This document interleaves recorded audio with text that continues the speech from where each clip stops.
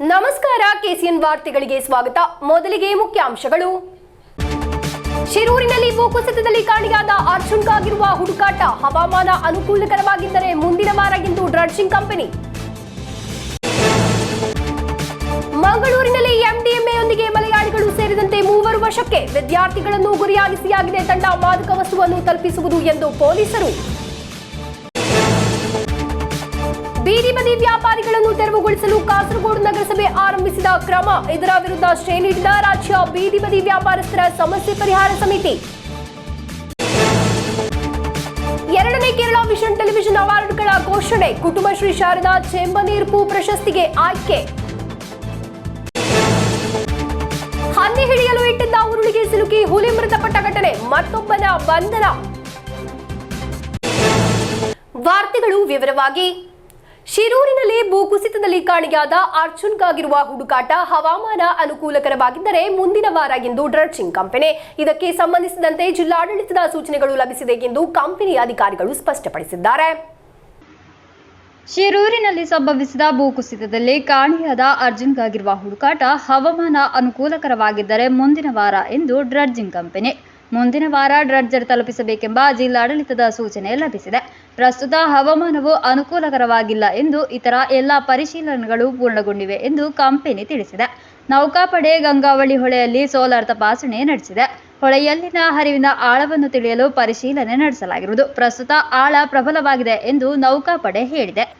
ಕಳೆದ ದಿನ ಸಂಸದ ಎಂಕೆ ರಾಘವನ್ ಹಾಗೂ ಶಾಸಕ ಎಕೆಎಂ ಅಶ್ರಫ್ ಅವರೊಂದಿಗೆ ಅರ್ಜುನ್ನ ಸಹೋದರಿಯ ಗಂಡ ಜಿತಿನ್ ಮುಖ್ಯಮಂತ್ರಿ ಸಿದ್ದರಾಮಯ್ಯ ಅವರನ್ನು ಭೇಟಿ ಮಾಡಿದ್ದರು. ಇದರ ನಂತರವಾಗದೆ ಡ್ರೆಡ್ಜರ್ ತಂದು ಪರಿಶೀಲನೆ ನಡೆಸಲು ತೀರ್ಮಾನಿಸಲಾಗಿರುವುದು. ಜುಲೈ 16ರಂದು ಶಿರೂರಿನಲ್ಲಿ ಸಂಭವಿಸಿದ ಭೂಕುಸಿತದಲ್ಲಿ ಅರ್ಜುನ್ ಸೇರಿದಂತೆ ಇತರರು ಕಾಣೆಯಾಗಿರುವುದು. ಈವರೆಗೆ ನಡೆಸಿದ ಪರಿಶೀಲನೆಯಲ್ಲಿ ಅರ್ಜುನ್ನ ಲಾರಿಯ ಜಾಕ್ ಮತ್ತು ಮರದ ತುಂಡು ಕಟ್ಟಲು ಬಳಸಿದ ಹಗ್ಗ ಪತ್ತೆಯಾಗಿದೆ. News bureau, Mangaluru. ಮಂಗಳೂರಿನಲ್ಲಿ ಮಾರಣಾಂತಿಕ ಮಾದಕ ವಸ್ತುವಾದ ಎಂಡಿಎಂಎಯೊಂದಿಗೆ ಮಲಯಾಳಿಗಳು ಸೇರಿದಂತೆ 3 ವಶಕ್ಕೆ ಪಡೆಯಲಾಯಿತು. ಬೆಂಗಳೂರಿನಿಂದ ಕೇರಳಕ್ಕೆ ಮಾದಕ ವಸ್ತು ತಲುಪಿಸುವ ತಂಡದ ಮುಖ್ಯ ಕೊಂಡಿಗಳಾಗಿದ್ದಾರೆ ಸಿಕ್ಕಿಬಿದ್ದಿರುವುದು ಎಂದು ವಿದ್ಯಾರ್ಥಿಗಳನ್ನು ಗುರಿಯಾಗಿಸಿಯಾಗಿದೆ ತಂಡ. ಮಾದಕ ವಸ್ತುವನ್ನು ತಲುಪಿಸುವುದು ಎಂದು ಪೊಲೀಸರು ಹೇಳಿದರು. ಬೆಂಗಳೂರಿನಿಂದ ಮಂಗಳೂರಿಗೆ ನಿಷೇಧಿತ ಮಾದಕ ವಸ್ತುವಾದ ಎಂಡಿಎಂಎ ಸಾಗಿಸುತ್ತಿದ್ದ ಮಲಯಾಳಿಗಳು ಸೇರಿದಂತೆ 3 ವಶಕ್ಕೆ ಪಡೆಯಲಾಯಿತು. ಬೆಂಗಳೂರಿನಿಂದ ಎಂಡಿಎಂಎ ಖರೀದಿಸಿ ಮಂಗಳೂರು ನಗರದಲ್ಲಿ ಹೊಸ ಬಲಾನೋ ಕಾರಿನಲ್ಲಿ ಸಾಗಾಟ ಹಾಗೂ ಮಾರಾಟ ಮಾಡುತ್ತಿದ್ದ ಬಗ್ಗೆ ಖಚಿತ ಮಾಹಿತಿ ಪಡೆದ ಸಿಸಿಬಿ ಪೊಲೀಸರು ನಡೆಸಿದ ತಪಾಸಣೆಯಲ್ಲಿ ಆರೋಪಿಗಳನ್ನು ವಶಕ್ಕೆ ಪಡೆದಿರುವುದು. ಎನ್ಐಟಿಕೆ ಮುಖ ಪರಿಸರದಲ್ಲಿ ಅಕ್ರಮವಾಗಿ ಎಂಡಿಎಂಎ ಮಾದಕ ವಸ್ತುವನ್ನು ಸಾರ್ವಜನಿಕರಿಗೆ ಮಾರಾಟ ಮಾಡುತ್ತಿದ್ದಾಗ ಕಾರನ್ನು ಪತ್ತೆ ಹಚ್ಚಿ ಆರೋಪಿಗಳಾದ ಕಾಸರಗೋಡು ಕಳನಾಡಿನ ಶಹಜಾನ್ ಪಿಎಂ, ನೆಲಂಪಾಡಿಯ ಮೊಹಮ್ಮದ್ ನಿಷಾದ್, ಮಡಿಕೇರಿ ನಿವಾಸಿ ಮನ್ಸೂರ್ ಎಂಎಂ ಇವರನ್ನು ಮಂಗಳೂರು ಸಿಸಿಬಿ ಪೊಲೀಸರು ವಶಕ್ಕೆ ಪಡೆದಿದ್ದಾರೆ. ಆರೋಪಿಗಳಿಂದ 2,10,000 ರೂಪಾಯಿ ಮೌಲ್ಯದ 42 ಗ್ರಾಂ ಎಂಡಿಎಂಎ, 5 ಮೊಬೈಲ್ ಫೋನ್, ಹೊಸ ಮಾರುತಿ ಬಲೆನೋ ಕಾರ್, ಡಿಜಿಟಲ್ ತೂಕ ಮಾಪಕವನ್ನು ವಶಪಡಿಸಿಕೊಂಡಿದ್ದಾರೆ. ಆರೋಪಿಗಳ ವಿರುದ್ಧ ಸೆನ್ ಕ್ರೈಂ ಪೊಲೀಸ್ ಠಾಣೆಯಲ್ಲಿ ಪ್ರಕರಣ ದಾಖಲಿಸಲಾಗಿದೆ. ಬೆಂಗಳೂರಿನಿಂದ ಕೇರಳಕ್ಕೆ ಮಾದಕ ವಸ್ತು ತಲುಪಿಸುವ ತಂಡದ ಮುಖ್ಯ ಕೊಂಡಿಗಳಾಗಿದ್ದಾರೆ ಸಿಕ್ಕಿಬಿದ್ದಿರುವುದು ಎಂದು ವಿದ್ಯಾರ್ಥಿಗಳನ್ನು ಗುರಿಯಾಗಿಸಿಯಾಗಿದೆ ತಂಡ. ಮಾದಕ ವಸ್ತುಗಳನ್ನು ತಲುಪಿಸುವುದು ಎಂದು ಪೊಲೀಸರು ಹೇಳಿದ್ದಾರೆ. ಆರೋಪಿಗಳ ಪೈಕಿ ಶಹಜಾನ್ ಎಂಬಾತನ ವಿರುದ್ಧ ಕಾಸರಗೋಡಿನ ವಿವಿಧ ಠಾಣೆಗಳಲ್ಲಾಗಿ 7 ಪ್ರಕರಣಗಳು ದಾಖಲಾಗಿದೆ. ಮೊಹಮ್ಮದ್ ನಿಷಾದ್ ಎಂಬಾತನ ವಿರುದ್ಧ ಪುತ್ತೂರು, ಮಡಿಕೇರಿ ಪೊಲೀಸ್ ಠಾಣೆಗಳಲ್ಲಿ ದ್ವಿಚಕ್ರ ವಾಹನ ಕಳವು ಪ್ರಕರಣ ದಾಖಲಾಗಿದೆ. ಸಿಸಿಬಿ ಘಟಕದ ಎಸಿಪಿ ಮನೋಜ್ ಕುಮಾರ್ ನಾಯ್ಕ್ ಅವರ ನೇತೃತ್ವದಲ್ಲಿ ಎಂಡಿಎಂಎ ಪತ್ತೆ ಕಾರ್ಯ ನಡೆದಿರುವುದು. ಪೊಲೀಸ್ ನಿರೀಕ್ಷಕರಾದ Shyam Sundar HM, PSI Narendra, CCB ಸಿಬ್ಬಂದಿಗಳು ಪಾಲ್ಗೊಂಡಿದ್ದರು. News bureau, Mangaluru. ಬೀದಿ ಬದಿ ವ್ಯಾಪಾರಿಗಳನ್ನು ತೆರವುಗೊಳಿಸಲು ಕಾಸರಗೋಡು ನಗರಸಭೆ ಆರಂಭಿಸಿದ ಕ್ರಮದ ವಿರುದ್ಧ ರಾಜ್ಯ ಬೀದಿ ಬದಿ ವ್ಯಾಪಾರಸ್ಥರ ಸಮಸ್ಯೆ ಪರಿಹಾರ ಸಮಿತಿ ಸ್ಟೇ ನೀಡಿದೆ ಎಂದು ಬೀದಿ ಬದಿ ವ್ಯಾಪಾರ ಸ್ವ ಉದ್ಯೋಗ ಸಮಿತಿ ಸಿಐಟಿಯು. ಇದೇ ವೇಳೆ ಈ ಬಗ್ಗೆ ಯಾವುದೇ ಮಾಹಿತಿ ಲಭಿಸಿಲ್ಲ ಎಂದು ಮುನ್ಸಿಪಲ್ ಚೇರ್ಮನ್ ಅಬ್ಬಾಸ್ ಬೇಗಂ. ಕಾಸರಗೋಡು ಹಳೆ ಬಸ್ ನಿಲ್ದಾಣದ ಎಂಜಿ ರೋಡ್ನಿಂದ ಬೀದಿ ಬದಿ ವ್ಯಾಪಾರಿಗಳನ್ನು ತೆರವುಗೊಳಿಸಲಿರುವ ಕ್ರಮವನ್ನು ಕಾಸರಗೋಡು ನಗರಸಭೆ ಈಗಾಗಲೇ ಆರಂಭಿಸಿದೆ.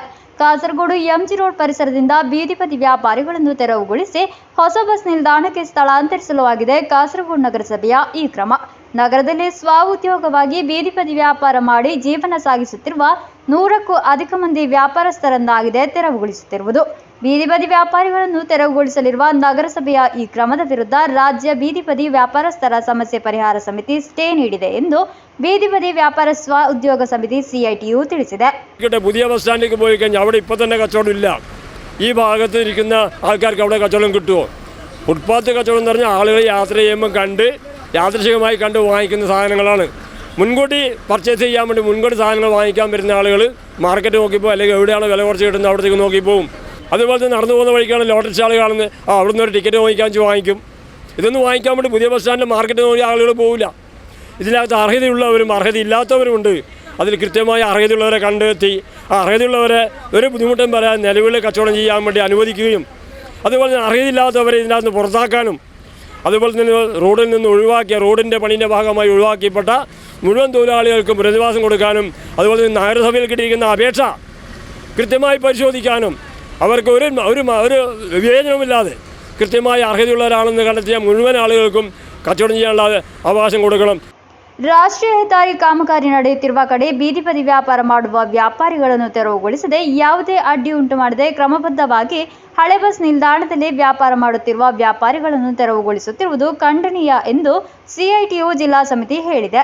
20 ವರ್ಷಗಳಿಂದ ವ್ಯಾಪಾರ ನಡೆಸುತ್ತಿರುವವರಿಗೆ ವ್ಯಾಪಾರ ಲಭಿಸಲು ಸಾಧ್ಯತೆ ಇಲ್ಲದಿರುವ ಹೊಸ ಬಸ್ ನಿಲ್ದಾಣದ ವಾಯವ್ಯ ಭಾಗಕ್ಕೆ ಪುನರ್ವಸತಿ ಕಲ್ಪಿಸಿಕೊಡುವುದನ್ನು ಅಂಗೀಕರಿಸಲು ಸಾಧ್ಯವಿಲ್ಲ ಎಂದು ನಗರದ ವ್ಯಾಪಾರಿಯೊಬ್ಬರು ಕೆಸಿಎನ್ ನ್ಯೂಸ್ಗೆ ತಿಳಿಸಿದರು. ಶಿಫ್ಟ್ ಮಾಡಲಿಕ್ಕೆ ಹೇಳ್ತಾ ಇದ್ದಾರೆ, ಇಲ್ಲಿ ಯಾವುದು ಅವಕಾಶ ಇಲ್ಲ ಅಂತ ಹೇಳ್ತಾರೆ. ಮಾಡೋದಾದರೆ ನಮ್ಗೆ ಅಂಗಡಿ ಕೊಡೋದಾದರೆ ಮಾಡ್ತೇವೆ, ಇಲ್ಲ ಖಾಲಿ ಜಾಗದಲ್ಲಿ ನನಗೆ അകത്യം ഇല്ല. സ്റ്റേ കൊടുക്കാൻ ലോട്ടറിക്കാരെല്ലാം കംപ്ലീറ്റ് ഇവർ ഒഴിവാക്കിയിട്ട് അവിടെ പുറത്ത് കൊണ്ടുവെക്കണം എന്ന് പറഞ്ഞു. എന്തിനും ആവശ്യപ്പെടാതെല്ലാം പിന്നെ ടോക്കൺ എടുത്തിട്ട് കൊടുത്തു. എസ് ടിക്കാർക്ക് എല്ലാവർക്കും കൊടുത്തിട്ടുണ്ട്. അതുപോലെയല്ലേ ഇത് ലോട്ടറിക്കാർ, അവരൊരു ജീവനമാർഗമല്ലേ. ഇപ്പോൾ നഗരസഭ ഇപ്പോൾ പുതിയ ബസ്സിലേക്ക് മാറ്റുന്ന പറഞ്ഞത്. അവിടെ ഇപ്പോൾ നമ്മൾക്കിപ്പോൾ തന്നിട്ടില്ല, ഒന്നുകിൽ നമുക്ക് കെട്ടിത്തരണം. അവിടെ അതേപോലെ അവർക്ക് കൊടുത്ത പോലെ നമുക്കും തരണം. പിന്നെ അവിടെ പോയത് കൊണ്ട് ഇപ്പോൾ ലോട്ടറി കച്ചവടം തന്നെ 3 മണിയാകുമ്പോൾ ഡ്രോ നടക്കുന്നതാണ്. അപ്പോഴേക്ക് ഇത് വിറ്റ് തീരേണ്ട കാര്യമാണ്. അതില്ലെങ്കിൽ നമുക്ക് കച്ചവടം കിട്ടുന്ന ഉറപ്പൊന്നുമില്ല. ಇದೇ ವೇಳೆ ರಾಜ್ಯ ಬೀದಿ ಬದಿ ವ್ಯಾಪಾರಸ್ಥರ ಸಮಸ್ಯೆ ಪರಿಹಾರ ಸಮಿತಿ ಸ್ಟೇ ನೀಡಿರುವ ಬಗ್ಗೆ ಯಾವುದೇ ಮಾಹಿತಿ ಲಭಿಸಿಲ್ಲ ಎಂದು 28+5 ಸ್ಟಾಲ್ಗಳ ವ್ಯಾಪಾರಸ್ಥರ ಸಂರಕ್ಷಣೆಗೆ ಈಗಾಗಲೇ ಸೌಲಭ್ಯ ಕಲ್ಪಿಸಲಾಗಿದೆ ಎಂದು Kasaragod municipal chairman Abbas Begum ಹೇಳಿದರು. അങ്ങനെ ഒരു പരാതിയൊന്നും കാസർഗോഡ് നഗരസഭയ്ക്ക് വന്നിട്ടില്ല. അതായത് വേറെ സംഘടനകളൊന്നും പിന്നെ ഇതിനെതിരായിട്ട് പോയിട്ടുള്ളതായിട്ടുള്ള ഒരു വിവരമൊന്നും കാസർഗോഡ് നഗരസഭയ്ക്ക് വന്നിട്ടില്ല. ഏതായാലും തെരുവോര കച്ചവടത്തിന് അവിടുന്ന് മാറ്റപ്പെടണം എന്നുള്ളത് എല്ലാവരുടെയും ആവശ്യമാണ്. കാരണം ഒന്ന്, നമ്മുടെ സ്കൂളിൻ്റെ തൊട്ടടുത്താണ് അത് കിടക്കുന്നുള്ളത്. തെരുവോര കച്ചവടത്തിൻ്റെ ആദ്യഘട്ടം എന്ന നിലയിൽ 28 തെരുവോര കച്ചവടക്കാരും അതിൻ്റെ അകത്തുള്ള തന്നെ 5 ലോട്ടറി കച്ചവടക്കാരെയും കൂട്ടി 33 ആളുകളെ പുതിയ ബസ് സ്റ്റാൻഡിലുള്ള തെരുവോര കച്ചവടത്തിൻ്റെ സ്ഥലത്തേക്ക് മാറ്റപ്പെടുകയാണ്. News bureau, Kasaragod. 2ನೇ ಕೇರಳ ವಿಷನ್ ಟೆಲಿವಿಷನ್ ಅವಾರ್ಡ್ಗಳನ್ನು ಘೋಷಿಸಲಾಯಿತು. ಕುಟುಂಬಶ್ರೀ ಶಾರದವು ಅತ್ಯುತ್ತಮ ಜನಪ್ರೀತಿ ಇರುವ ಸೀರಿಯಲ್ಗೆ ಚೆಂಬನೀರ್ ಪೂವು ಆಯ್ಕೆಯಾಗಿದೆ. 2024ರ ಸೀರಿಯಲ್ ಕಾರ್ಯಕ್ರಮಗಳ ವಿಭಾಗಗಳಲ್ಲಾಗಿ 16 ಪ್ರಶಸ್ತಿಗಳನ್ನು ಜನಪರ ಮತದಾನದ ಮೂಲಕ ಆಯ್ಕೆ ಮಾಡಲಾಗಿರುವುದು. ಕೊಚ್ಚಿ ಕಾಲೂರು ಐಎಂಎ ಹೌಸ್ನಲ್ಲಿ ನಡೆಸಿದ ಪ್ರಶಸ್ತಿ ಘೋಷಣೆ ಸುದ್ದಿಗೋಷ್ಠಿಯಲ್ಲಿ Kerala vision channel chairman PSCV, Kerala vision channel MD Prajesh Achandi, COA ರಾಜ್ಯಾಧ್ಯಕ್ಷ ಪ್ರವೀಣ್ ಮೋಹನ್, ರಾಜ್ಯ ಪ್ರಧಾನ ಕಾರ್ಯದರ್ಶಿ PB ಸುರೇಶ್, ರಾಜ್ಯ ಖಜಾಂಚಿ Binu Shivadas, KCCL chairman K Govindan, SIDCO ಅಧ್ಯಕ್ಷ Vijaya Krishnan, K yellow cloud chairman Shivaprasad M ಎಂಬಿವರು 2ನೇ ಕೇರಳ ವಿಷನ್ ಟೆಲಿವಿಷನ್ ಪ್ರಶಸ್ತಿಗಳನ್ನು ಘೋಷಿಸಿದರು. ಮಲಯಾಳ ಟೆಲಿವಿಷನ್ ರಂಗದ ಪ್ರತಿಭೆಗಳು ಮತ್ತು ಕಲಾತ್ಮಕ ಮೌಲ್ಯದ ನಿರ್ಮಾಣಕ್ಕೆ ನೀಡುವ ಪ್ರಮುಖ ಪ್ರಶಸ್ತಿಗಳನ್ನು ಘೋಷಿಸಲಾಯಿತು. 2024ರ ಸೀರಿಯಲ್ ಪ್ರೋಗ್ರಾಂ ವಿಭಾಗಗಳಲ್ಲಾಗಿ 16 ಪ್ರಶಸ್ತಿಗಳನ್ನು ಜನಪರ ಮತದಾನದ ಮೂಲಕ ಆಯ್ಕೆ ಮಾಡಲಾಗಿರುವುದು. ಅತ್ಯುತ್ತಮ ನಟನಿಗಿರುವ ಪ್ರಶಸ್ತಿ ಜಿ ಕೇರಳದಲ್ಲೇ ಪ್ರಸಾರ ಮಾಡುವ ಚೆಂಬರತಿ ಎಂಬ ಧಾರಾವಾಹಿಯಲ್ಲಿನ ಅಭಿನಯಕ್ಕಾಗಿ ಪ್ರವೀಣ್ ಅರ್ಹರಾಗಿದ್ದಾರೆ. ಏಷ್ಯಾನೆಟ್ನ ಮೌನರಾಗಂ ಎಂಬ ಧಾರಾವಾಹಿಯಲ್ಲಿ ಅಭಿನಯಕ್ಕಾಗಿ ಐಶ್ವರ್ಯ ರಾಮ್ಸಾಯಿ ಅತ್ಯುತ್ತಮ ನಟಿ ಪ್ರಶಸ್ತಿಗೆ ಆಯ್ಕೆಯಾಗಿದ್ದಾರೆ. ಕುಟುಂಬಶ್ರೀ ಶಾರದವು ಅತ್ಯುತ್ತಮ ಜನಪ್ರೀತಿ ಇರುವ ಧಾರಾವಾಹಿಗೆ ಏಷ್ಯಾನೆಟ್ನ ಚೆಂಬನೀರ್ ಪೂ ಅರ್ಹವಾಗಿದೆ. ഏറ്റവും മികച്ച നടനായി പ്രബിൻ, സി കേരളം, കുടുംബശ്രീ ശാരദ. ഏറ്റവും മികച്ച നടി ഐശ്വര്യ രാംസായി, ഏഷ്യാനെറ്റിലെ മൗനരാഗം. മികച്ച സംവിധായകൻ, the best director Manju Dharman, Chembaneer Poovu, Asianet. Best anchor in Malayalam television, Lakshmi Nakshatra, flowers TV, star magic. Most popular actor, the award goes to Sajan Surya. ഏഷ്യാനെറ്റിലെ ഗീതാ ഗോവിന്ദം എന്ന സീരിയലിനാണ് അദ്ദേഹം വെച്ചിട്ടുള്ളത്. അപ്പോൾ സാജൻ സൂര്യയാണ് മോസ്റ്റ് പോപ്പുലർ ആക്ടറായിട്ട് തിരഞ്ഞെടുക്കപ്പെട്ടിട്ടുള്ളത്. അതുപോലെ തന്നെ മോസ്റ്റ് പോപ്പുലർ ആക്ട്രസ്സായി തിരഞ്ഞെടുത്തത് റബേക്ക സന്തോഷ്. അത് കളിവീട് എന്ന സീരിയലിലാണ്, സൂര്യ ടി വിയിൽ സംപ്രേഷണം ചെയ്തു വരുന്ന കളിവീട് എന്ന സീരിയലിലെ അഭിനയത്തിനാണ് പിന്നെ റബേക്ക സന്തോഷിന് മോസ്റ്റ് പോപ്പുലർ ಆಕ್ಟ್ರೆಸ್ ಅವಾರ್ಡ್ കിട്ടിയിട്ടുള്ളത്. ಸೆಪ್ಟೆಂಬರ್ 5ರಂದು ಸಾಯಂಕಾಲ 5 ಗಂಟೆಯಿಂದ ತ್ರಿಶೂರ್ ಹಯಾತ್ ರೆಸಿಡೆನ್ಸಿಯಲ್ಲಿ ನಡೆಯುವ ತಾರಾಘೋಷ ಕಾರ್ಯಕ್ರಮದಲ್ಲಿ ಪ್ರಶಸ್ತಿಗಳನ್ನು ವಿತರಿಸಲಾಗುವುದು ಎಂದು ಪದಾಧಿಕಾರಿಗಳು ತಿಳಿಸಿದರು. ಚಲನಚಿತ್ರ, ಧಾರಾವಾಹಿ ಮತ್ತು ಸಂಗೀತ ರಂಗದ ತಾರೆಯರು, ರಾಜಕೀಯ, ಸಾಮಾಜಿಕ, ಸಾಂಸ್ಕೃತಿಕ ರಂಗದ ಪ್ರಮುಖರು, ಬಿಸಿನೆಸ್ ಲೀಡರ್ಸ್ ಭಾಗವಹಿಸಲಿದ್ದಾರೆ. ನಂತರ ಖ್ಯಾತ ಗಾಯಕಿ ಸಿತಾರಾ ಮತ್ತು ತಂಡದ ನೇತೃತ್ವದಲ್ಲಿ ಮ್ಯೂಸಿಕ್ ನೈಟ್ ಕಾರ್ಯಕ್ರಮ ನಡೆಯಲಿದೆ. KCCL MD Suresh Kumar, COA ಕಾರ್ಯದರ್ಶಿ ನಿಸಾರ್ ಕೋಯಾ ಪರಂಬಿಲ್, ಉಪಾಧ್ಯಕ್ಷ ಜ್ಯೋತಿ ಕುಮಾರ್, ಉಪಾಧ್ಯಕ್ಷ Rajamohan, Kerala vision direct board ಸದಸ್ಯರಾದ ಪಿಎಸ್ ರಜನೀಶ್, ಶುಕ್ರು ಕೋಳಿಕರ, ಸುದೀಶ್, ಸುಬ್ರಹ್ಮಣ್ಯನ್, ಸಿಒಎ ರಾಜ್ಯ ಕಾರ್ಯಕಾರಿ ಸಮಿತಿ ಸದಸ್ಯರಾದ ಅಬೂಬಕರ್ ಸಿದ್ದಿಕ್, ಕೆವಿ ರಾಜನ್, ಬಿಜುಕುಮಾರ್ ಪ್ರಶಸ್ತಿ ಘೋಷಣೆ ಸುದ್ದಿಗೋಷ್ಠಿಯಲ್ಲಿ ಉಪಸ್ಥಿತರಿದ್ದರು. News bureau, Kasaragod. ಕಾಸರಗೋಡು ಅಡೂರು ಮಲ್ಲಂಪಾರದಲ್ಲಿ ಖಾಸಗಿ ವ್ಯಕ್ತಿಯೊಬ್ಬರ ಸ್ಥಳದಲ್ಲಿ ಹಂದಿ ಹಿಡಿಯಲು ಇಟ್ಟಿದ್ದ ಉರುಳಿಗೆ ಸಿಲುಕಿ ಹುಲಿ ಮೃತಪಟ್ಟ ಘಟನೆಯಲ್ಲಿ ಮತ್ತೊಬ್ಬನ ಬಂಧನ. ತಲೆಮರೆಸಿಕೊಂಡಿದ್ದ ಎಂ ಸುಂದರ ನಾಯ್ಕ್ ಎಂಬಾತ ಅರಣ್ಯ ಇಲಾಖೆಯ ಕೈಯಲ್ಲಿ ಸಿಕ್ಕಿಬಿದ್ದಿದ್ದಾನೆ. ಕಾಸರಗೋಡು ಅಡೂರು ಮಲ್ಲಂಪಾರದಲ್ಲಿ ಖಾಸಗಿ ವ್ಯಕ್ತಿಯೊಬ್ಬರ ಸ್ಥಳದಲ್ಲಿ ಹಂದಿ ಹಿಡಿಯಲು ಇಟ್ಟಿದ್ದ ಉರುಳಿಗೆ ಸಿಲುಕಿ ಹುಲಿ ಮೃತಪಟ್ಟ ಘಟನೆಯಲ್ಲಿ ಮತ್ತೊಬ್ಬನನ್ನು ಬಂಧಿಸಲಾಗಿದೆ. ಮಲ್ಲಂಪಾರದ ಎಂ ಸುಂದರ ನಾಯ್ಕ ಆಗಿದ್ದಾನೆ ಅರಣ್ಯ ಇಲಾಖೆಯ ಕೈಗೆ ಸಿಕ್ಕಿಬಿದ್ದಿರುವುದು. Kasaragod range officer CV Vinod Kumar ಮತ್ತು ತಂಡ ಆರೋಪಿಯನ್ನು ಬಂಧಿಸಿದೆ. ಈ ಘಟನೆಯಲ್ಲಿ ಮಲ್ಲಂಪಾರ ಎಂ ಚಂದ್ರಶೇಖರ್ ನಾಯ್ಕ್ ಎಂಬಾತನನ್ನು ಅರಣ್ಯ ಇಲಾಖೆ ಈ ಹಿಂದೆ ಬಂಧಿಸಿತ್ತು. ಹೆಚ್ಚಿನ ವಿಚಾರಣೆಗಾಗಿ ಆರೋಪಿಯನ್ನು ವಶಕ್ಕೆ ತೆಗೆದುಕೊಳ್ಳಲಾಗಿದೆ. ಈ ತಿಂಗಳ 9ರಂದಾಗಿದೆ ಮಲ್ಲಂಪಾರದ ಅಣ್ಣಪ್ಪ ನಾಯ್ಕ್ ಎಂಬವರ ಜಾಮೀನಿನಲ್ಲಿ ಹಂದಿ ಹಿಡಿಯಲು ಇಟ್ಟಿದ್ದ ಉರುಳಿಗೆ ಸಿಲುಕಿ ಹುಲಿ ಮೃತಪಟ್ಟಿರುವುದು. ಚಂದ್ರಶೇಖರ ನಾಯ್ಕ್ ಹಾಗೂ ಸುಂದರ ನಾಯ್ಕ್ ಸೇರಿ ಇರಿಸಿದ್ದ ಉರುಳಿಗೆ ಹುಲಿ ಸಿಕ್ಕಿರುವುದು. ವಯನಾಡಿನಿಂದ ಅರವಳಿಕೆ ಗುಂಡು ತಜ್ಞರನ್ನು ಕರೆತಂದು ಹುಲಿಯನ್ನು ರಕ್ಷಿಸಲು ಆಗಿತ್ತು ಪ್ರಯತ್ನ. ಆದರೆ ಅಧಿಕಾರಿಗಳು ಬರುವ ಮುನ್ನವೇ ಹುಲಿ ಸಾವನ್ನಪ್ಪಿದೆ. ಅಂದು ಚಂದ್ರಶೇಖರ ನಾಯ್ಕನನ್ನು ಬಂಧಿಸಿದ್ದರು. ಸುಂದರ ನಾಯ್ಕ ತಲೆಮರೆಸಿಕೊಂಡಿದ್ದ. News bureau, Kasaragod. ಕಾಸರಗೋಡು ಜಿಲ್ಲೆಯಲ್ಲಿ ವ್ಯಾಪಕವಾಗಿದೆ ಇ ಸಿಗರೇಟ್ ಮಾರಾಟ. ಕಾಸರಗೋಡು ನಗರದಲ್ಲಿ ಕಾರಿನಲ್ಲಿ ಸಾಗಿಸುತ್ತಿದ್ದ ಇ ಸಿಗರೇಟ್ನೊಂದಿಗೆ ಮಂಜೇಶ್ವರ ನಿವಾಸಿಗಳಾದ ಇಬ್ಬರನ್ನು ಪೊಲೀಸರು ಬಂಧಿಸಿದ್ದಾರೆ. ನಗರದ ಪ್ರೆಸ್ ಕ್ಲಬ್ ಜಂಕ್ಷನ್ ಬಳಿ ಕಾಸರಗೋಡು ನಗರ ಠಾಣೆ ಪೊಲೀಸರು ನಡೆಸಿದ ಕಾರ್ಯಾಚರಣೆಯಲ್ಲಿ ಕಾರಿನಲ್ಲಿ ಸಾಗಿಸುತ್ತಿದ್ದ 3,000 ಇ ಸಿಗರೇಟ್ನೊಂದಿಗೆ ಇಬ್ಬರನ್ನು ವಶಕ್ಕೆ ಪಡೆಯಲಾಯಿತು. ಮಂಜೇಶ್ವರ ಪೊಲೀಸ್ ಠಾಣಾ ವ್ಯಾಪ್ತಿಯ ಮೊಹಮ್ಮದ್ ಶರೀಫ್, ಮೊಹಮ್ಮದ್ ಬಶೀರ್ ಎಂಬಿಬ್ಬರು ಆರೋಪಿಗಳು. ವಿದ್ಯಾರ್ಥಿಗಳಿಗೆ ವಿತರಿಸಲೆಂದು ಈ ಸಿಗರೇಟ್ ಸಾಗಿಸುತ್ತಿದ್ದರು ಎಂಬುದು ಪೊಲೀಸರು ನೀಡುವ ಸೂಚನೆ. ಮಲಪ್ಪುರದಿಂದ ಕಾಸರಗೋಡಿಗೆ ಇದನ್ನು ತರಲಾಗಿತ್ತು. ಘಟನೆಯಲ್ಲಿ ಪೊಲೀಸರು ಪ್ರಕರಣ ದಾಖಲಿಸಿಕೊಂಡು ಹೆಚ್ಚಿನ ತನಿಖೆ ಆರಂಭಿಸಿದ್ದಾರೆ. ഒരു വാഹനം പാർക്ക് ചെയ്ത് കംപ്ലീറ്റ് ആണെന്ന് പറയാ പൊടി പിടിച്ച് നിലവിലാണ് ആ വാഹനം ഉണ്ടായിരുന്നു. അപ്പോൾ അത് സംശയം തോന്നി ഞങ്ങൾ രണ്ടാളോടെ ഉണ്ടായിരുന്നു. പരിശോധിച്ചപ്പോൾ അതിൻ്റെ ഉള്ളിൽ ഈ നിരോധിത ഇ സിഗരറ്റ് എന്നാണ് അവർ പറഞ്ഞത്. അപ്പോൾ അത് നമ്മൾ സ്റ്റേഷനിൽ കൂട്ടി കൊണ്ടുവന്നു. അപ്പോൾ അതിലവരോട് ചോദിച്ചപ്പോൾ കോഴിക്കോട് എയർപോർട്ടിൽ നിന്ന് കാർഗോ വഴി കിട്ടിയ സാധനം പൂനെയിൽ ഒരു ഷോപ്പുണ്ട്, അവിടേക്ക് കൊണ്ടുവന്നു. ഒരു മഞ്ചേശ്വരം സ്വദേശികളാണ് രണ്ടുപേരും. അതിൽ ഒരാളുടെ പേര് മുഹമ്മദ് ബഷീർ, മറ്റാളുടെ പേര് മുഹമ്മദ് ഷെരീഫ്. 10 ബോക്സ് അതിൽ 3000 അവർ പറഞ്ഞത് 18 ലക്ഷം രൂപ മാർക്കറ്റിൽ വാല്യൂ ഉണ്ടെന്ന് പറഞ്ഞു. ഒരെണ്ണത്തിന് 600 വെച്ചിട്ടാണ് ശരിയാക്കുന്നത്.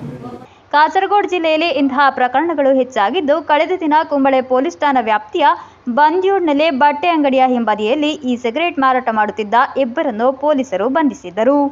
News bureau, Kasaragod. ನೀಲೇಶ್ವರದ ಇತಿಹಾಸದ ಸಾಕ್ಷಿಯಾಯಿತು ಕುಲುಮೆಯಲ್ಲಿನ ಫ್ರೆಂಚ್ ನಿರ್ಮಿತ ಫಿರಂಗಿ. ನೀಲೇಶ್ವರ ಕರಿಮೂಲದ ಪಿಪಿ ರವಿ ಎಂಬವರ ಕುಲುಮೆಯಲ್ಲಾಗಿದೆ ಫಿರಂಗಿಯನ್ನು ಆಧಾರದ ಕಲ್ಲಾಗಿ ಬಳಸುತ್ತಿರುವುದು. ಕರಿಮೂಲದ ಪಿಪಿ ರವಿಯವರ ಕುಲುಮೆಯಲ್ಲಿ ಬೆಂಕಿಯ ಸಹಾಯದಿಂದ ಬಿಸಿ ಮಾಡಿ ಕಬ್ಬಿಣದ ಸುತ್ತಿಗೆಯಿಂದ ಬಡಿದು ಕೆಲಸದ ಆಯುಧಗಳನ್ನಾಗಿಸಿ ಮಾಡುವ ಆಧಾರದ ಕಲ್ಲು ಹೇಳುವುದು ನೀಲೇಶ್ವರ ರಾಜವಂಶದ ಇತಿಹಾಸವನ್ನು. 100 ಶತಮಾನಗಳಷ್ಟು ಹಳೆಯದಾದ ಫಿರಂಗಿಯನ್ನಾಗಿದೆ ಆಧಾರದ ಕಲ್ಲಾಗಿ ಉಪಯೋಗಿಸುತ್ತಿರುವುದು. ಮೂಲಿಕುಳದ ಸಮೀಪ ಉಪೇಕ್ಷಿಸಿದ ಸ್ಥಿತಿಯಲ್ಲಿ ಹಲವು ವರ್ಷಗಳಿಂದ ಪಾಳು ಬಿದ್ದಿದ್ದ ಫಿರಂಗಿಯನ್ನು 80 ವರ್ಷಗಳ ಹಿಂದೆ ಪಾರಂಪರಿಕವಾಗಿ ಕಮ್ಮಾರ ಕೆಲಸ ಮಾಡುವ ಪಿಪಿ ರವಿಯವರ ತಂದೆ ಪುದಿಯ ಪುರೈಲ್ ಕುಂಜಿರಾಮನವರ ತಂದೆಗೆ ಕುಲುಮೆಯಲ್ಲಿ ഉപയോഗിಸಲು ನೀಡಿರುವುದು ಎಂಬ ಪ್ರತೀತಿ ಇದೆ. മുമ്പ് തന്നെ ഇത് അവിടെ എത്തിച്ചെന്നാണ് പറയുന്നത്. നമുക്കറിയില്ല, പാരമ്പര്യമായിട്ട് കിട്ടിയ ഒരു സ്വത്താണിത്. നിങ്ങൾ അച്ഛൻ്റെ അറിയില്ല, എത്രയോ വർഷം മുമ്പ് അവർക്ക് അച്ഛനത്തിനെ അറിയും. ഒരു 3 തലമുറക്ക് അപ്പുറത്ത് ഈ സ്ഥാനം ഉണ്ടാകുന്ന മുതലേ സംരക്ഷണ വരുന്നത്. ಕರಿಮೂಲ ಪಾದರ್ಕುಣಗರ ಭಗವತಿ ದೇವಸ್ಥಾನದ ಸಮೀಪದ ಕುಲುಮೆಯಲ್ಲಿ ಹಲವು ವರ್ಷಗಳಿಂದ ಆಧಾರದ ಕಲ್ಲಾಗಿ ಬಳಸಲಾಗುತ್ತಿದ್ದ ಫಿರಂಗಿಯನ್ನು ಇತ್ತೀಚೆಗೆ ಹೊಸದಾಗಿ ನಿರ್ಮಿಸಲಾಗಿದ್ದ ಕುಲುಮೆಗೆ ಸ್ಥಳಾಂತರಿಸಲಾಗಿದೆ. ಖ್ಯಾತ ತೆಯ್ಯಗಲಾವಿದ ಕೇಳು ಪಣಿಕರ್ ಬರೆದು ಕಳೆದ ತಿಂಗಳು ಬಿಡುಗಡೆ ಮಾಡಿರುವ ಕನಲ್ವಳಿಗಳ್ ತಾಂಡಿಯ ಜೀವಿದಂ ಪುಸ್ತಕದಿಂದ ಫಿರಂಗಿಯ ಬಗ್ಗೆ ತಿಳಿದ ಇತಿಹಾಸ ಶಿಕ್ಷಕ ಡಾಕ್ಟರ್ ಜಯಚಂದ್ರನ್ ಚಾಮಕುಳಿ ವಿವರ ತಿಳಿಸಿ ಸ್ಥಳಕ್ಕೆ ಭೇಟಿ ನೀಡಿದ ಕಾನಂಗಾಡ್ ನೆಹರು ಆರ್ಟ್ಸ್ ಅಂಡ್ ಸೈನ್ಸ್ ಕಾಲೇಜಿನ ಇತಿಹಾಸ ವಿಭಾಗದ ಅಧ್ಯಾಪಕ ಡಾಕ್ಟರ್ ನಂದಕುಮಾರ್ ಕೋರುತ್ ಫ್ರೆಂಚ್ ಗ್ರಂಥದಲ್ಲಿರುವ ಉಲ್ಲೇಖ ಮತ್ತು ಫ್ರೆಂಚ್ ನಿರ್ಮಾಣದ ಹೋಲಿಕೆಯ ಬಗ್ಗೆ ಸ್ಥಳೀಯರೊಂದಿಗೆ ಹಂಚಿಕೊಂಡಿದ್ದರು. കാരിമലയിൽ ഇരുമ്പുശാലയിൽ അടക്കലായിട്ട് ഉപയോഗിക്കുന്നത് പീരങ്കിയാണ് എന്ന ഒരു തിരിച്ചറിവാണ് അവിടെ സന്ദർശിച്ചപ്പോൾ നമുക്കുണ്ടായത്. മുമ്പ് തന്നെ പരാമർശിക്കപ്പെടുന്ന ഫ്രഞ്ചുകാരുടെ പീരങ്കി യുദ്ധത്തിൻ്റെ ഭാഗമായിട്ട് മൂന്നാംകൂർ രാജാവ് 1956 പിടിച്ചടക്കിയായിട്ട് ചരിത്രരേഖയുടെ പരാമർശമുണ്ട്. അന്നവിടെ ഉപേക്ഷിക്കപ്പെട്ട പീരങ്കിയാണ് വർഷങ്ങൾക്ക് ശേഷം ഇന്നിവിടെ കൊല്ലപ്പണിയെടുക്കുന്ന പി രവിയുടെ അച്ഛൻ കുഞ്ഞിരാമൻ എന്ന വ്യക്തിയുടെ അച്ഛൻ്റെ നാടുവാഴ് സമ്മാനിച്ചതായിട്ട് പറയപ്പെടുന്നത്. അന്ന് അവിടെ ലഭ്യമായ ആ ഒരു പീരങ്കിയാണ് ഇന്നും അടക്കല്ലായിട്ട് ചുട്ടുപൊളിപ്പിച്ച ഇരുമ്പ് രൂപങ്ങളാക്കി മാറ്റുന്നതിന് വേണ്ടിയിട്ട് അടിച്ചു രൂപപ്പെടുത്തുന്നതിന് വേണ്ടി ഉപയോഗിക്കുന്നത്. 1757ರಲ್ಲಿ ನೀಲೇಶ್ವರಕ್ಕೆ ಭೇಟಿ ನೀಡಿದ ರಾಮಂತಳಿಯ ಫ್ರೆಂಚ್ ಕಮಾಂಡರ್ ಅವರ ಸಹೋದರ ಆಂಕ್ವಿಟೆಲ್ ಡುಪೇರನ್ 1771ರಲ್ಲಿ ಫ್ರೆಂಚ್ ಭಾಷೆಯಲ್ಲಿ ಬರೆದ ಸೇಂಟ್ ಅವಸ್ಥಾದ ಮೊದಲ ಯುರೋಪಿಯನ್ ಅನುವಾದದ ಗ್ರಂಥದಲ್ಲಿ ನೀಲೇಶ್ವರದ ಬಗ್ಗೆ 13 ಪುಟಗಳ ವಿವರಣೆ ಇದೆ. News bureau, Kasaragod.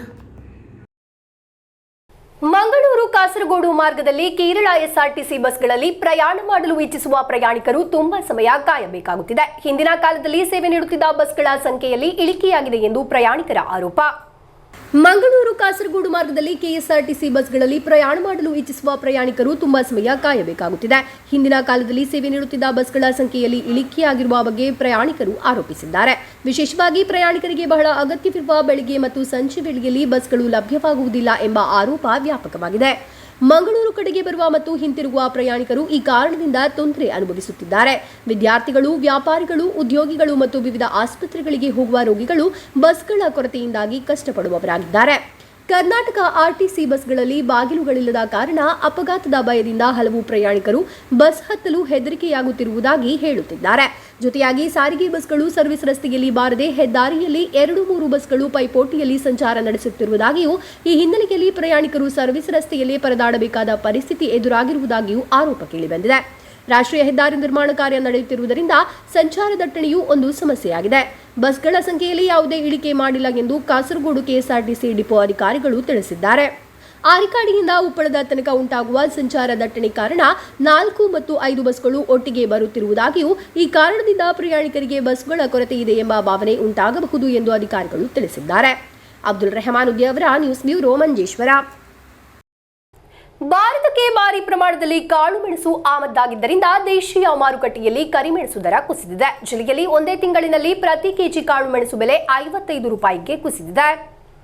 ವಿವಿಧ ದೇಶಗಳಿಂದ ಭಾರತಕ್ಕೆ ಭಾರಿ ಪ್ರಮಾಣದಲ್ಲಿ ಕಾಳುಮೆಣಸು ಆಮದಾಗಿದ್ದರಿಂದ ದೇಶೀಯ ಮಾರುಕಟ್ಟೆಯಲ್ಲಿ ಕರಿಮೆಣಸು ದರ ಕುಸಿದಿದೆ. ದೇಶದಲ್ಲಿ ಬೆಲೆ ಹೆಚ್ಚಿದ ಹಿನ್ನೆಲೆಯಲ್ಲಿ ಆಮದು ಆದೇಶ ಮಾಡಲಾಗಿದ್ದು 1 ತಿಂಗಳಲ್ಲೇ ಬೆಲೆ ಕುಸಿದಿದೆ. ಕಾಸರಗೋಡಿನಲ್ಲಿ ಒಂದೇ ತಿಂಗಳಲ್ಲಿ ಪ್ರತಿ ಕೆಜಿ ಕಾಳುಮೆಣಸು ಬೆಲೆ 55 ರೂಪಾಯಿ ಕುಸಿದಿದೆ. ತಿಂಗಳ ಹಿಂದೆ 670 ರೂಪಾಯಿಗೆ ಖರೀದಿಸಲಾಗಿತ್ತು. ಇದೀಗ 620 ರೂಪಾಯಿಗೆ ಖರೀದಿಸಿದ ಕಾಳುಮೆಣಸು ಬೆಲೆ 615 ರೂಪಾಯಿಗೆ ಕುಸಿದಿದೆ. ಒಂದು ದಿನದಲ್ಲಿ 5 ರೂಪಾಯಿ ಕುಸಿದಿದೆ. ಕ್ಯಾಂಪ್ಕೋ ಸಂಸ್ಥೆಯು ಸಾಂದ್ರತೆ ಗುಣಮಟ್ಟಕ್ಕೆ ಹೊಂದಿಕೊಂಡು 10 ರೂಪಾಯಿ ಹೆಚ್ಚುವರಿ ನೀಡುತ್ತಿದೆ. ಮುಂದಿನ ದಿನಗಳಲ್ಲಿ 500 ರೂಪಾಯಿಗೆ ಕುಸಿಯಬಹುದು ಎಂಬ ಆತಂಕ ರೈತರನ್ನು ಕಾಡುತ್ತಿದೆ. ಅಲ್ಲದೆ ಆಮದು ಮಾಡಿಕೊಳ್ಳಲಾದ ಕಾಳುಮೆಣಸನ್ನು ಮಾರುಕಟ್ಟೆಯಲ್ಲಿ ತ್ವರಿತವಾಗಿ ಮಾರಾಟ ಮಾಡಲು ಕ್ರಮ ಕೈಗೊಳ್ಳಲಾಗುತ್ತಿದೆ. ಕೇಂದ್ರ ಸರ್ಕಾರ ಕಾಳುಮೆಣಸನ್ನು ಅಗತ್ಯ ವಸ್ತುಗಳ ವರ್ಗಕ್ಕೆ ಸೇರಿಸಿದ್ದರಿಂದ ಕಾಳುಮೆಣಸಿನ ಬೆಲೆ ಮತ್ತಷ್ಟು ಕುಸಿಯಲಿದೆ ಎಂದು ರೈತರು, ವ್ಯಾಪಾರಿಗಳು ಅಭಿಪ್ರಾಯಪಟ್ಟಿದ್ದಾರೆ. ಕಾಳುಮೆಣಸಿನ ಬೆಲೆ ಕುಸಿತ ಹೆಚ್ಚಿನ ರೈತರಿಗೆ ಆರ್ಥಿಕ ಅಸ್ಥಿರತೆ ಉಂಟು ಮಾಡಲಿದೆ. News bureau, Kasaragod. Pranav foundation ಹಾಗೂ ಆರ್ವಿ ಚಾರಿಟೇಬಲ್ ಟ್ರಸ್ಟ್ ವತಿಯಿಂದ ಕಾಸರಗೋಡಿನ ನೆಟ್ಟಣಿಗೆ ಗ್ರಾಮದ ಸರ್ಕಾರಿ ಶಾಲೆಯ 40ಕ್ಕೂ ಅಧಿಕ ವಿದ್ಯಾರ್ಥಿಗಳಿಗೆ ಉಚಿತ ಕಲಿಕಾ ಸಾಮಗ್ರಿಗಳನ್ನು ವಿತರಿಸಲಾಯಿತು. ಪ್ರಣವ್ ಫೌಂಡೇಶನ್ನ ಟ್ರಸ್ಟಿ ಗುರುರಂಜನ್ ವಿದ್ಯಾರ್ಥಿಗಳಿಗೆ ಪುಸ್ತಕವನ್ನು ವಿತರಿಸಿದರು. ಪ್ರಣವ್ ಫೌಂಡೇಶನ್ ಹಾಗೂ ಆರ್ವಿ ಚಾರಿಟೇಬಲ್ ಟ್ರಸ್ಟ್ ವತಿಯಿಂದ ಕಾಸರಗೋಡಿನ ನೆಟ್ಟಣಿಗೆ ಗ್ರಾಮದ ಸರ್ಕಾರಿ ಶಾಲೆಯ 40ಕ್ಕೂ ಅಧಿಕ ವಿದ್ಯಾರ್ಥಿಗಳಿಗೆ ಉಚಿತ ಕಲಿಕಾ ಸಾಮಗ್ರಿಗಳನ್ನು ವಿತರಿಸಲಾಯಿತು. ಪ್ರಣವ್ ಫೌಂಡೇಶನ್ನ ಟ್ರಸ್ಟಿ ಗುರುರಂಜನ್ ವಿದ್ಯಾರ್ಥಿಗಳಿಗೆ ಪುಸ್ತಕ ವಿತರಿಸಿದರು. ಪುಂಡೂರು ದಾಮೋದರ ಪುಣಚಿಂತಾಯ ಪ್ರತಿಷ್ಠಾನದ ಅಧ್ಯಕ್ಷ ಪುರುಷೋತ್ತಮ ಪುಣಚಿಂತಾಯ ಮಾತನಾಡಿದರು. ಕಾರ್ಯಕ್ರಮದಲ್ಲಿ ವಾರ್ಡ್ ಮೆಂಬರ್ ಚಂದ್ರಹಾಸರೈ, ದಾಮೋದರ ನಾಯ್ಕ್, ಪುಷ್ಪಲತಾ, ವಿಜಯರಾಜ್ ಪುಣಚಿಂತಾಯ ಮುಂತಾದವರು ಉಪಸ್ಥಿತರಿದ್ದರು. ಶಾಲೆಯ ಮುಖ್ಯೋಪಾಧ್ಯಾಯಿನಿ ಜಯಲತಾಗೆ ಸ್ವಾಗತಿಸಿ ಶಿಕ್ಷಕಿ ಆಬಿದಾಬಿ ಧನ್ಯವಾದವಿತ್ತರು. News bureau, Kasaragod.